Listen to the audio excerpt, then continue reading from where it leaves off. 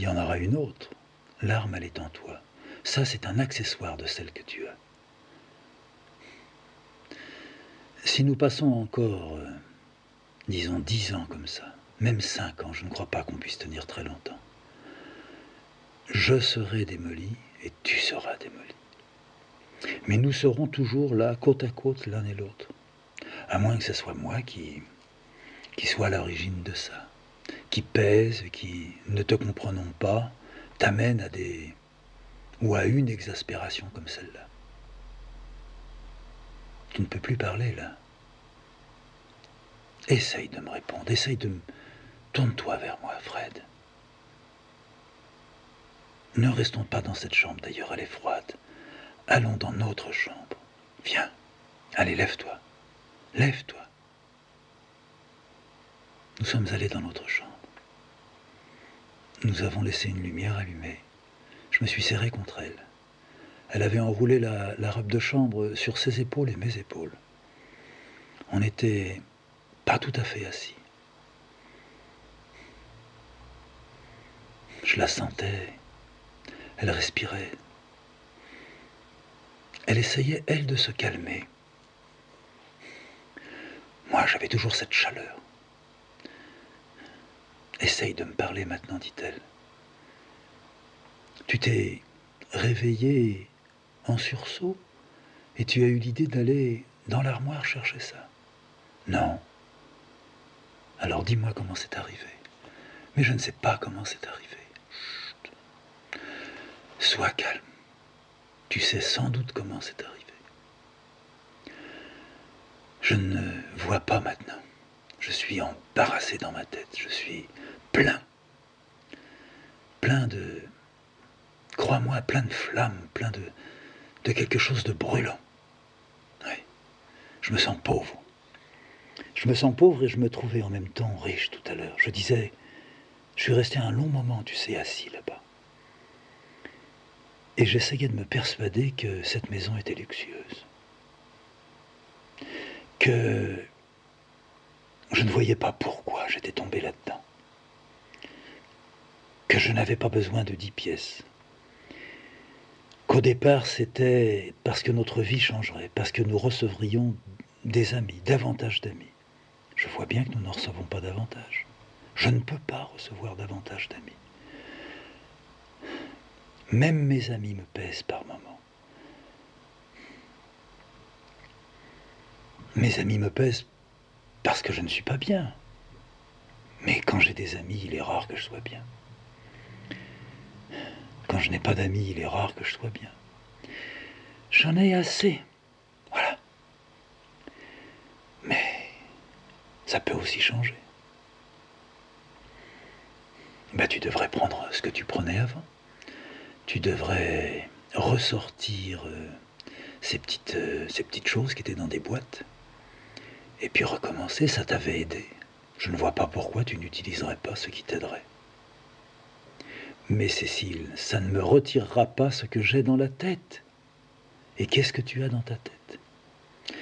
J'ai dans la tête que je me demande trop souvent et que je sens que ça ne me quittera plus. Quoi?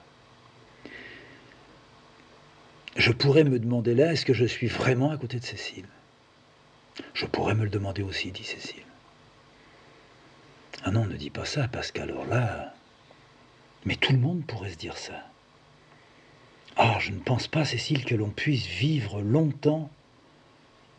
Sinon, on est au bord d'une rue, au bord d'une route, beaucoup de voitures passent. On dit, c'est faux, il n'y a pas de voiture. On traverse et on se fait tuer. Ce que tu dis, c'est pas possible. C'est ça que je pense. Alors je pense ça des voitures, mais je pourrais penser ça... J'étale de l'essence dans notre lit, je mets le feu et je dis c'est faux. Dans mes dessins, je les fais, je dis c'est faux. À d'autres moments, je dis c'est vrai. Il n'y a pas beaucoup de place pour le vrai, il en reste beaucoup pour le faux. Le faux en profite. C'est comme de l'eau, comme des vases communicants. Ouais. Ça, c'est fou. Ça, c'est de la folie, Cécile. C'est de la folie qu'on sent. Je l'ai senti tout à l'heure. Il y a des types qui, la sentant venir, alors je ne sais pas si c'est une crise, je crois pas. Des types qui sentent ça, font une mallette et partent à l'hosto. Ouais. Je sais que c'est comme ça que ça se fait. Quand on en a eu une ou deux, et qu'on ne veut pas passer à travers la vitre, on prend sa valise et on s'en va. On a même une valise toute prête.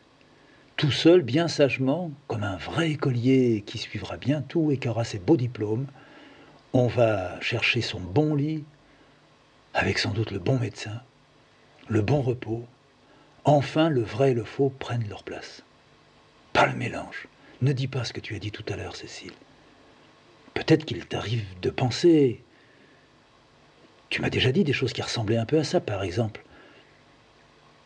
Je me demande quelquefois si je suis vraiment en vie. Oui, mais ça t'arrive. Admettons que tu retournes ça une fois dans ta journée, c'est déjà très dur. Enfin, c'est déjà impossible ou presque impossible à vivre. Le lendemain, le surlendemain, tu ne l'auras pas. Mais si le lendemain ou le surlendemain, tu fais cuire ton chou-fleur, et tu te dis ce n'est pas du chou-fleur, tu te dis mais si, c'est du chou-fleur, je l'ai acheté, je le vois. Faux. Où est-ce que ça te mène? Tu vas prendre ta casserole, la voiture, aller voir le marchand et lui dire « C'est du chou-fleur, vous m'avez vendu ou pas du chou-fleur ?» Moi, j'en suis là. J'en suis à me demander « C'est du dessin que tu as fait ou pas du dessin ?» Je suis mon vendeur. Je suis mon arnaqueur. Voilà. Je suis fou. J'y crois pas. Je crois que ça gonfle en toi et ton tempérament fait que c'est plus violent ou c'est autrement déréglé qu'un autre. Pas vrai. Un autre qui serait moins déréglé mais qui aurait les mêmes quoi? Le même bordel, il serait dans le même état. La tuberculose n'est pas qu'en haut. Toi, tu l'avais en bas, et puis de l'autre côté. Et puis moi, je l'ai eu tout en haut au sommet. Ça s'appelle la tuberculose. Tu es d'accord? La neige ici, il n'y en a jamais, mais enfin, admettons, la neige ici, c'est la même que celle de là-haut. Elle n'a pas la même épaisseur, elle dure moins longtemps. C'est le même... Tiens, je cherchais le mot, je l'ai trouvé. C'est le même phénomène. Ça s'est produit dans des circonstances tout à fait semblables. Vent du nord ou vent du sud, un nuage plus haut, un nuage plus bas, une certaine chaleur, une intensité qui s'était mise dedans, d'électricité, je ne sais pas, tout. Mais ça sera pareil là-bas. Il y a une différence, là-bas il n'y aura pas d'avalanche, ici il y a des avalanches. Moi j'ai des avalanches. J'ai des avalanches qui se précipitent. Ça entraîne des morceaux de, je ne sais pas moi, peut-être de ma maison ou de mon corps, ou en tous les cas de mes pensées. Oui, mes pensées sont entraînées par des avalanches successives. J'ai trop chaud, je fais fondre, et hop, ça rappe. Et je dérape. Non, calme-toi. C'est pas comme ça que ça se passe. C'est parce que tu as été malheureux en étant un enfant. Mais je n'ai pas été malheureux, Cécile. Qu'est-ce que tu me chantes là? J'étais bien. Non, mais avec la Pérez. Mais avec la Pérez, il y a... T'as cru ça? Il y a une partie qui est vraie. Oui, je te l'ai déjà dit. Elle a vraiment voulu violer un petit garçon. Elle a réussi. Ce qu'il y a, c'est que j'ai aimé ça. J'y retournais. Puis c'est tout. Ça s'est fait une fois, deux fois, trois fois. Puis c'est après, en grandissant, j'ai dû en faire quelque chose d'autre. Elle, je voulais la tuer. Ah oui, si j'avais pu, ouais, je l'aurais fait. Alors j'ai pas été tellement malheureux avec Paulette. Après quoi? L'oncle qui s'est suicidé? Oh, faut pas aller toujours rechercher ces trucs-là. Parce que lui s'est suicidé, moi je voudrais me suicider? Oui, c'est vrai, j'ai voulu, mais toi aussi t'as voulu. On a voulu parce qu'on a été, à un moment donné, comment, frappé, choqué, etc. Mais ça se surmonte, j'ai surmonté.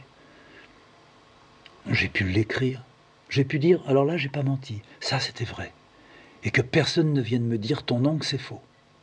Là, je crois que je serais méchant. Mon oncle était vrai. Mon oncle a été ma vérité. Mon oncle, j'aurais dû certainement mourir au moment où il s'est tué. J'aurais évité tout ça. Tu vois que ton oncle, ça t'a marqué. Mais naturellement que ça ne peut pas ne pas marquer un enfant. Un enfant de 11 ans qui voit l'oncle, tu comprends, je le chérissais. Enfin, je crois que je le chérissais autant que je dis. Peut-être que je lui faisais des tours de vache aussi. J'ai tellement fait de tours de vache à tout le monde, mais les tours de vache gentils. Je voulais pas blesser mon oncle. Le jour où j'ai dit à ma grand-mère dans la cour, avance, avance, elle avançait, elle a dit, t'as pas laissé ton cerceau? Mon cerceau, c'était une roue de bicyclette dont les rayons avaient été retirés. C'était l'oncle qui me l'avait faite. Elle a mis le pied sur la jambe, paf! C'est venu la taper au-dessus du genou, bam! Elle s'est foutue la gueule par terre. Ben, jamais quand j'ai dit, vas-y, y a rien, jamais j'ai pensé qu'elle allait se casser l'épaule. Puis que la pauvre vieille, tout le restant de ses jours, il lui reste encore au moins 20 ans à vivre. Ben, qu'elle allait avoir des douleurs insupportables. Ça avait été mal ressoudé, enfin bon. Je ne voulais pas lui faire ça. À mon oncle, je lui ai fait des petits tours comme ça. Je lui ai crevé ses pneus une fois, en lui disant que c'était certainement le gosse de la Pernie. Ce qui fait qu'il a fait chier les gosses de Pernie. Je ne pouvais pas les piffer. Ça l'avait emmerdé lui, puis après il emmerdait les gosses. Enfin ça c'est pas... Non. J'ai gardé ça, ça revient. Alors j'ai mes hontes. J'ai des hontes. J'ai des hontes en ce moment. J'ai toujours eu des hontes, moi. Mais je ne crois pas que mes hontes ou ma honte cachent, ou que mes hontes cachent ma honte, qui voudrait dire que j'ai fait. J'ai toujours cru que j'avais fait quelque chose dont je ne m'étais pas souvenu. Ça, je te l'ai déjà dit au moins 100 fois. Au point que, tu vas voir comme je suis tordu. Je me suis demandé à un moment donné si, pendant l'occupation, si c'est pas moi qui avais vendu Simon, tu te rends compte? Si j'étais pas allé voir les Poissons, c'était 2 frères jumeaux, mais de vraies ordures, qui étaient devenus des miliciens. On avait le même âge. Ah, ils paradaient dans la rue avec leurs fringues noires, leurs baudriers. Vraiment des types dégueulasses. Vraiment des types dégueulasses. Beaucoup plus dégueulasses que des flics. Ouais. Encore plus dégueulasses que les boches, tu vois. Ouais. Eh bien, j'ai toujours pensé que c'était eux et la Jeanne, tu vois, qui avaient en quelque sorte mouchardé Simon. Parce que Simon, tout était prêt pour qu'il se tire. Les parents, je ne sais pas ce qu'ils voulaient faire, mais Simon, il allait s'en aller. Il allait certainement aller rejoindre une famille dans la campagne de Polonais. Bon, de juifs polonais. Qui s'étaient planqués, puis qui étaient peut-être bien planqués. Peut-être qu'ils se sont fait aussi poirer, hein, c'est possible. Mais il y en a un qui a vendu ça. Alors, quand je suis à jeun, enfin je veux dire quand je... À jeun, c'est... Comment? Enfin quand soi-disant je dis la vérité. Je dis c'est la Jeanne qui est allée voir les 2 Poissons et qui leur a dit, là il y a un petit youpin. Ça je le crois, quand je le dis je le crois. Je ne peux pas le savoir avec certitude. Les 2 Poissons, ils se sont fait descendre, et la Jeanne, il s'est fait descendre, juste à la Libération. Alors personne ne pourra le dire ça, mais j'y crois. Mais à d'autres moments, non, je me dis c'est moi. Je l'ai oublié, j'ai oublié que j'étais... Je sais pas si je suis allé voir les Poissons. Peut-être que je suis allé voir les Poissons. Peut-être qu'un jour où il y avait un bombardement, parce que quand il y avait les bombardements, moi j'avais une lampe électrique, j'étais con, tu sais. Je faisais partie de la défense passive, tu parles. J'avais un casque, un brassard jaune, d'épée dessus, défense passive, ça me plaisait. Ouais. Et puis une lampe, avec quelque chose qui se rabattait dessus, qui faisait bleu, pour pas signaler aux avions qui étaient dans le ciel et qui bombardaient, pour pas qu'ils me foutent une bombe sur la gueule. Ouais. Alors j'allais dans les caves, je descendais. Il y avait marqué abri, 30 personnes, abri, 40 personnes. Alors je descendais, je disais, n'ayez pas peur, c'est la défense passive. Tout va bien là? On me répondait oui, parce qu'il y avait un chef d'îlot. Puis je ressortais. Alors je m'étais foutu dans la tête. Mais je suis pas sûr, tu sais, que ça soit pas vrai ce que je te dis. Que j'étais descendu dans une cave, il n'y a pas beaucoup de gens. J'avais donné un coup de lampe électrique. Puis non seulement il n'y a pas beaucoup de gens, mais il n'y avait que seulement les 2 Poissons qui étaient là. C'était peut-être un rêve que j'avais fait. En tous les cas, j'ai vu les 2 Poissons. Ils tremblaient, ils chiaient dans leur froc. J'aurais pu leur foutre un coup de barre sur la gueule et puis les écraser. Personne n'aurait su qui avait fait ça. Non, j'ai pas fait ça. Ça, je m'en souviendrai. Puis j'aurais pas honte. Ah non, j'aurais pas honte. Alors, je suis venu. Admettons que je sois venu vers eux. Puis j'ai dit, n'ayez pas peur, c'est l'ADP. Alors ils ont dit, ça barde, hein. J'ai dit, oui, c'est vrai, ça barde. Ils sont là. Ils avaient peur que les autres soient déjà là, tu parles, on était en 42. Ça y est, c'est des parachutistes. Non, j'ai rien dit. Je les ai regardés, j'ai dit, vous avez la trouille, là, hein? Bah, il y a de quoi. C'est pas un bombardement, ça. Alors je les ai seulement laissés dans l'idée que c'était pas un bombardement. Je suis parti sans dire non ou oui, je suis parti. Et puis je suis allé voir d'autres abris. Et est-ce que c'est là? Est-ce que c'est là qu'en partant, je leur ai dit, il faut aller chez Simon, le ramasser, il va foutre le camp dans la campagne chez des juifs polonais. Est-ce que j'ai dit ça? Tu comprends que c'est une sacrée question que je me pose là. Et c'est pas d'aujourd'hui que je la retourne. C'est évidemment pas possible. Toi, tu sais que c'est pas possible. Mais moi, je ne sais pas si c'est pas possible. Alors ça, c'en est une. Ah, celle de ma grand-mère, la roue de bicyclette par terre qui lui fait casser une épaule, ça ne l'a pas fait mourir. Hein. Bon, enfin, c'est con. Il n'y a pas de quoi... Non. Bon, ma mère, à qui j'avais piqué du pognon, c'est pas non plus tellement joli. Bon, enfin, je l'ai regagné après. Je lui en ai donné le triple. Bon. Mais il y en a d'autres. Il y a aussi cette idée un jour qui m'était venue que je foutrais un crucifix sous le matelas de ta tante. Quelle idée, hein? Tu me demandes pas pourquoi je ferais ça. Tu me réponds pas, tu dors. Non, non, je ne dors pas, je t'écoutais. Je peux continuer? Oui, bien sûr. Eh bien, je me suis dit, je lui mets un crucifix sous le matelas. Et ça servirait à quoi? Eh bien, moi, je le saurais, elle ne le saurait pas, bien sûr. Enfin, elle ne le saurait pas tout de suite. Elle serait malade. Elle serait en train de geindre. Oh, j'ai mal, j'ai mal, j'ai mal. Freddy, Freddy. Et moi, je me dirais, il y a le crucifix en dessous. Il va opérer. Ouais. Et puis, elle ne mourrait pas. Crucifix aurait opéré. Bien sûr. Alors, elle finirait par se lever, par faire son lit, par vouloir taper le matelas, retourner le matelas. Moi, j'aurais complètement oublié que j'avais foutu un crucifix là-dessous. Elle trouverait le crucifix.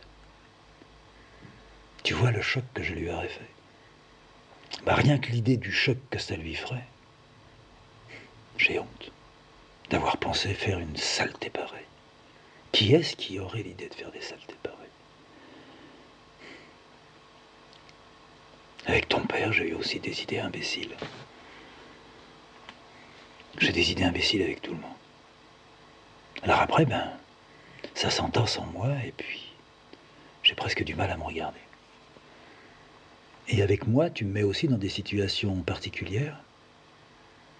Oh, je le fais avec toi, je le fais avec Zaza. J'imagine que je suis pris de je ne sais pas quoi. Puis je prends une bêche et ben alors, je lui fends le crâne en deux. Puis Zaza, ben, elle bouge, elle bouge, elle bouge, elle me regarde et elle finit par me dire « Pourquoi tu m'as fait ça ?» C'est malin, hein?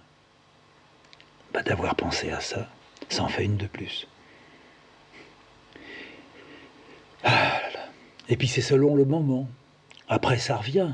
T'as l'impression que toutes ces choses-là s'enregistrent. Mais ça peut pas ressortir dans du dessin, ces conneries-là. Ça ressort pas. Ça reste et puis ça gonfle, ça gonfle, ça gonfle. Ça va sans doute dans la boîte avec les choses vertes et violettes. C'est bien joli quand tu dis faut essayer d'arrêter, faut essayer de bloquer ça. Va bloquer des trucs pareils. Il n'y a rien à faire. Le bonhomme, il est comme ça. Va essayer de m'arrêter quand je commence à déchirer un dessin. Tu peux pas. Va m'arrêter quand je prends mes cartons puis que je m'en vais, dans le fond, puis que je les brûle. Peux pas. Va m'arrêter quand j'étais à la coupe puis que j'avais fait le con, là-haut dans l'atelier, renversé de la peinture, je sais pas comment c'était arrivé. Stupide. En tout cas, j'exagérais. Puis qu'après, j'avais eu cette belle idée. Ah oui. Dans de l'acétone, dans de la barbouille par terre, tellement inflammable, c'était marqué sur les boîtes. D'allumer une cigarette et de jeter l'allumette par terre. C'est beau, hein? Ah oui. De quoi être fier. Toi, t'étais en dessous, plus bas dans la cuisine avec Stéphie. Ah oui, c'était malin. Il y avait encore Pompon à ce moment-là. Ouais. Brûler une baraque que j'avais fait moi-même, dans laquelle je voulais que tu sois bien. C'est ça que je suis. Quand tu n'es pas bien, Et il faut que tu arrêtes de n'être pas bien. Ça, c'est ma façon de voir, Fred. Je suis d'accord avec toi, tu ne peux pas rester comme ça. Mais ce n'est qu'un moment, ce n'est qu'un passage. On est ensemble depuis très longtemps, et c'est plus fort que toi, ça sort. Quand ça sort, c'est que tu as une difficulté quelque part. Elle est avec toi, elle est avec le dessin, elle pourrait peut-être être avec moi aussi. Tu as vraiment des difficultés avec moi? Non, non, comme tous les hommes et puis comme toutes les femmes, il m'arrive, voilà, d'être agacé. Si, une fois, j'ai fait des grimaces derrière toi. T'étais venu, je sais pas quand c'était. Stéphane n'était... Je sais pas si Stéphane était encore là ou plus là, tiens. Ça doit se situer par là. C'est après la mort de Stéphie, quand j'ai été fatigué. Toi, t'as été vraiment fatigué tout de suite, au moment de la mort, juste avant qu'il meure. Tu le voyais souffrir et tout, t'étais fatigué. Bon. Et puis tu t'es remonté. Il y avait Sirène, là, qui venait d'arriver, plus Moujik. Moujik a joué beaucoup là-dedans. Tu n'oubliais pas Stéphie, bien sûr, mais... Bon, en quelques mois, ça avait trouvé une place. Alors moi, bon, à mon tour, vas-y. Non pas, oh, il me manque mon Stéphie. Pas du tout, je suis pas con quand même. Mais c'était ça. C'était un retour longtemps après. J'étais comme libre. Toi, tu ne pleurais plus. Toi, tu étais un peu mieux. Alors, je ne sais pas. Ma hernie s'est relâchée. Je me rappelle bien. Tu venais dans l'atelier, tu m'apportais quelque chose. C'était quelquefois à boire, ou une petite chose à grignoter, ou le courrier. J'étais vraiment crevé à ce moment-là. Tu t'en allais, tu me disais allez, au revoir, je vais travailler. Quand tu avais le dos tourné, je te tirais la langue. Très intelligent. Hein. Ouais. Des fois, je faisais des signes avec mes doigts, comme les cornes. Ouh. Ouais. Ou bien on se croisait dans le couloir, puis je me pinçais le nez derrière ton dos. Ah, ouais. Tu vois, même ça, c'est aller rejoindre mes hontes. Je t'en parle maintenant, je serai peut-être mieux après. Le fait de les dire, tu sais, quelquefois ça peut arranger. Pas rigolo, un type comme moi. T'as passé ta nuit comme ça, sans dormir. Oui, tu peux me remercier. Ah, tu peux bénir je sais pas qui. Hein. J'ai rencontré un type vraiment bien. Hein. Non, je pense jamais à ça, Fred. Je pense que... Il faut vraiment que tu passes par tout ça pour pouvoir faire ce que tu fais. Parce que ce que tu fais, toi, tu ne peux pas le voir. Ce que tu fais, ça ne vient pas du même endroit que pour les autres, les choses viennent. Ce n'est pas... Je ne sais pas d'où ça sort, ce que tu fais. C'est certainement toi qui as raison. Comment est-ce que tu en es arrivé à ça? Personne ne pourra le dire. Même pas moi qui pourtant, je dis pas je t'observe, je ne t'observe pas. Mais je vis, c'est autre chose qu'une observation. Je vis avec toi. Et par moments, ça... Enfin, je ne veux pas dire ça me passionne ni ça m'intéresse, mais je cherche l'explication, je cherche non pas la raison, mais quelquefois je me dis, bah oui, ce que j'ai déjà pensé plusieurs fois se confirme encore. Tu dis que ce que tu dessines ne sort pas de toi seulement, mais est venu en toi et te traverse et vient sur le papier. Hein. Grosso modo, c'est ce que tu dis. D'ailleurs, je l'accepte tout à fait. Il me semble que ça ne peut pas être autrement. Quelqu'un ne peut pas sortir tout de lui comme ça. Il faut bien qu'il y ait, moi je dirais, une aide extérieure. Toi, tu diras, c'est la chaîne extérieure. De toute façon, ça revient au même. Tu crois que tu fais partie d'une grande chaîne, comme tu dis quelquefois, qui plonge dans le temps et dont on ne voit pas le bout, je le partage absolument. Mais les maillons, ils sont rouillés, ils ne sont pas que des maillons d'aujourd'hui. D'ailleurs, il n'y a pas encore les maillons d'aujourd'hui. Les maillons d'aujourd'hui, s'ils existent, ils sont encore invisibles. Tu es en train d'en faire. Alors tu vas et viens le long de la chaîne. Tu vas très loin, tu reviens ici. C'est comme ça. Et le dessin, il tourne. Admettons qu'il vole, qu'il survole, qu'il traverse. Eh bien, pour recevoir ça, il faut Il faut être sans doute comme tu es, qui est cette façon, je ne dirais pas hypersensible, continuellement déchirée. Ouais, c'est invivable ça. C'est même inviable. Si des scientifiques se penchaient sur un bébé venant de naître et qui déjà porterait, je ne sais pas ce qu'on doit dire, enfin disons les cellules de la déchirure au point où toi tu avais certainement les tiennes, certains diraient c'est comme un monstre, il faut le tuer. Moi je dis qu'il faut évidemment pas le tuer. Tu parles, je veux pas qu'on le touche. Le jour où tu auras admis ça, le grand pas aura été fait. Tu pourras faire, te dire, ça y est, ça va recommencer, et tu continueras. Et il y aura des prises dans le dessin, mais pas des prises dans l'exécution du dessin. L'exécution t'échappera. Ta main se chargera de l'exécution. Pas ta tête, pas tes yeux, admettons pas ton cœur, admettons encore, ou encore moins, ou encore plus, ton âme. Mais moi, je ne peux pas toute seule t'aider jusque-là. Je peux pas. Je peux t'écouter, je peux essayer d'arrêter un peu, de te freiner, comme toi tu le fais avec moi. Mais il m'est impossible de... Comme ta locomotive quitte les rails, j'ai pas assez de force pour te pousser, te ramener dedans.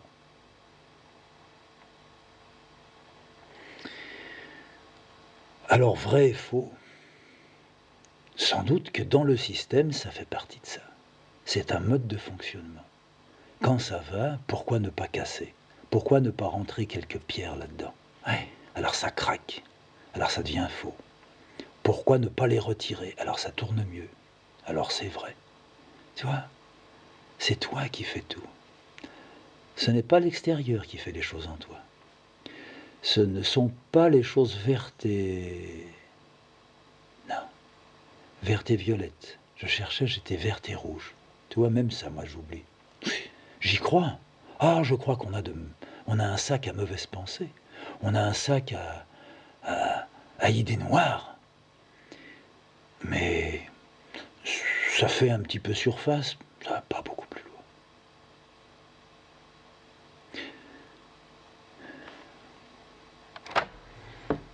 Je me suis endormi. J'ai rêvé. Cécile, peut-être continuait-elle à me parler. Je l'entendais plus. J'ai rêvé de Robert Delincourt, le fils de Félicie. Il venait, c'était tout à fait vrai. Il approchait, il avait fermé le portail, il s'approchait de la maison, les chiennes qui étaient dans la cour aboyaient. Comme Bara et Zaza ont toujours aimé Robert. Elles ont, à ce moment-là, l'aboiement joyeux. J'ai dit à Cécile, c'est quelqu'un que les chiennes connaissent, je regarde. Et j'ai dit oui, c'est Delincourt. Et je suis sorti. Ordinairement, c'est Cécile qui sort parce que Robert vient pour faire un bout de jardin, pour couper des branches, pour apporter du fumier. C'est le travail de Cécile, ça. Mais j'étais sorti et Cécile ne m'avait pas suivi.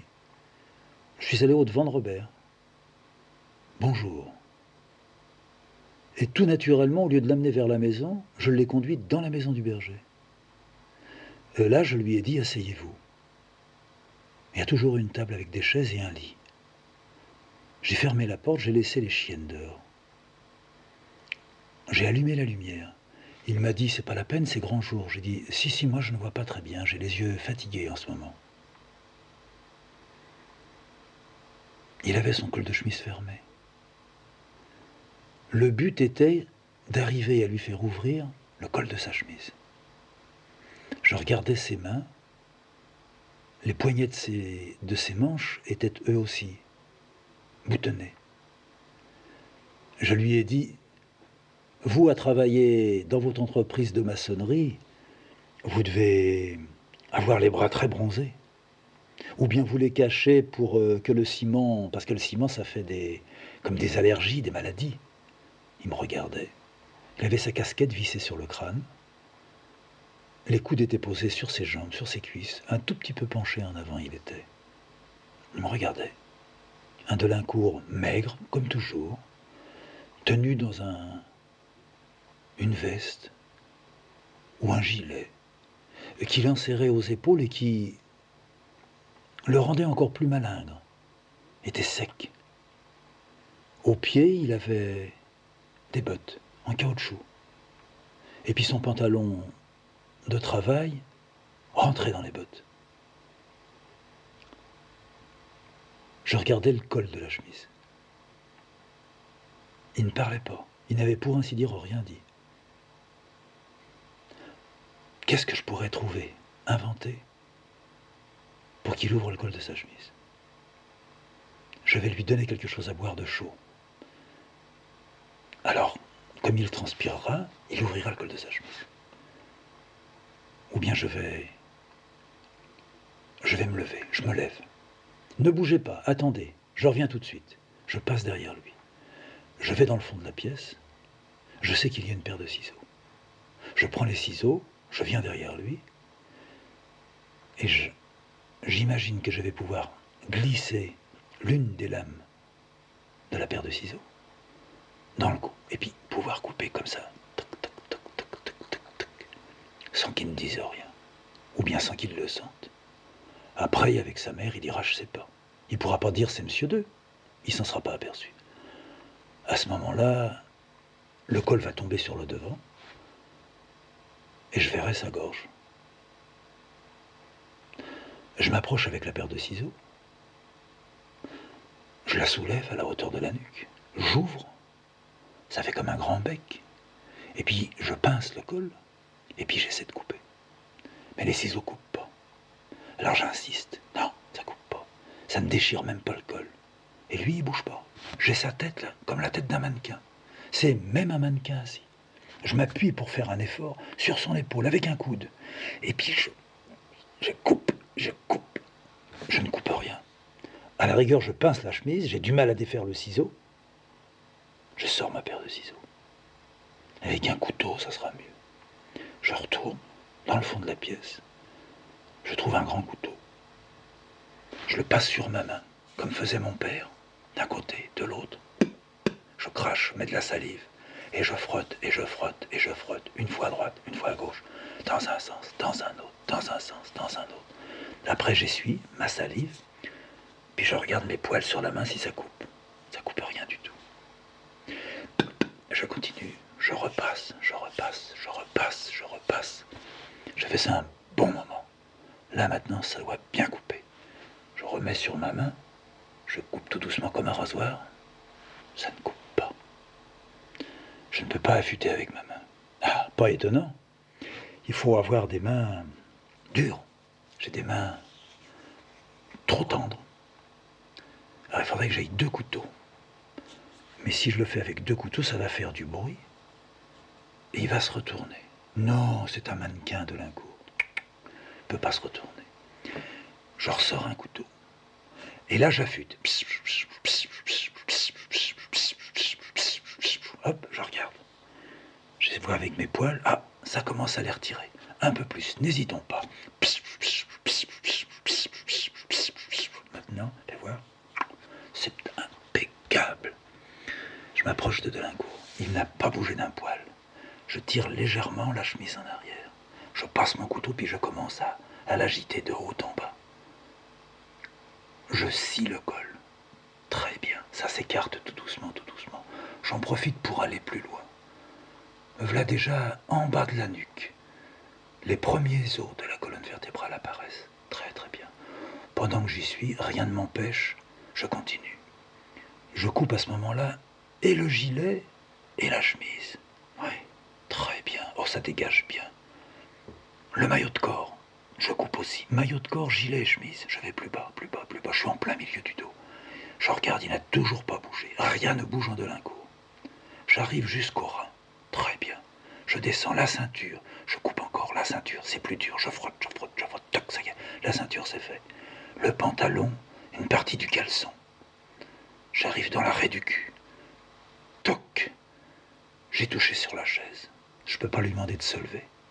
En tout cas, là, je peux l'ouvrir comme un fruit, comme une mandarine, comme une bête. Je me mets devant lui. J'ai mon ciseau, mon couteau. Je pose ça sur la table. Vous savez que j'ai parlé longtemps l'autre jour avec votre mère.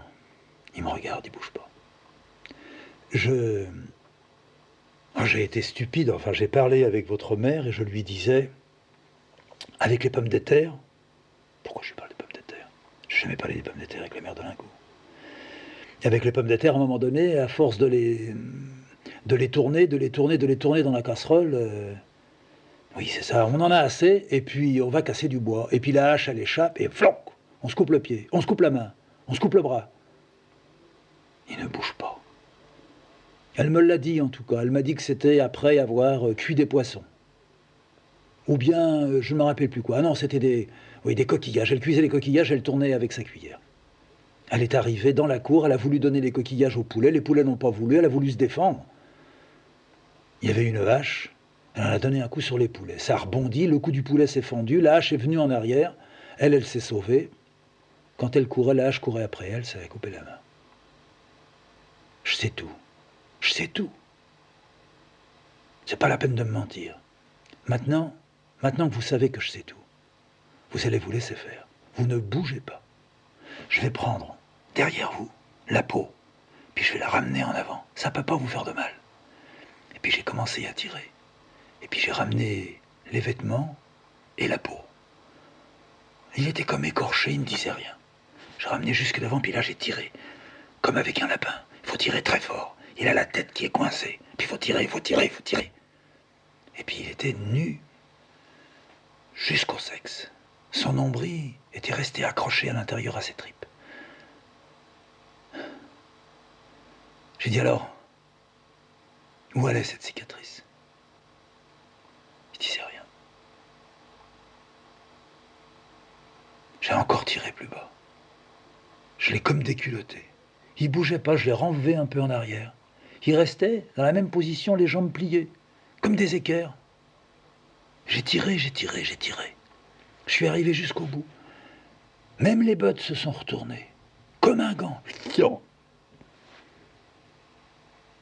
J'avais la peau de Delincourt par terre, et à l'intérieur de la peau, dans le bon sens, mais moi je la voyais à l'envers, il y avait tous les vêtements de Delincourt. Il y avait 2 Delincourt dans la maison. Seule sa tête avait conservé la peau. J'avais oublié, mais c'était le coup que je devais regarder. C'était là qu'il avait dû se donner le... J'ai regardé. Il n'y avait pas le... Il n'y avait rien. Il s'est jamais foutu un coup de rasoir. Les poignets, il n'y avait rien. Les veines étaient impeccables, les tendons tenaient. Alors c'est ailleurs. Où est-ce qu'il a pu? Il s'est coupé la bite. Non, il avait la bite. Il avait les couilles. Alors pourquoi la Félicie, elle avait dit ce qu'elle... Mais qu'est-ce qu'elle avait dit exactement? Vous m'entendez? Ne me répondez pas, mais je crois que vous m'entendez. Qu'est-ce que vous avez fait? Il y a longtemps. C'est votre mère qui me l'a dit. Elle m'a pas dit ce que vous aviez fait. Elle m'a dit que vous avez fait quelque chose. Elle était sur le point de me le dire et puis j'ai pas voulu la gêner. Elle en avait déjà trop dit. Tout ce qu'elle avait tué, elle, à droite, à gauche, avec sa hache. J'ai dit, elle m'en a trop dit, c'est pas la peine d'aller plus loin.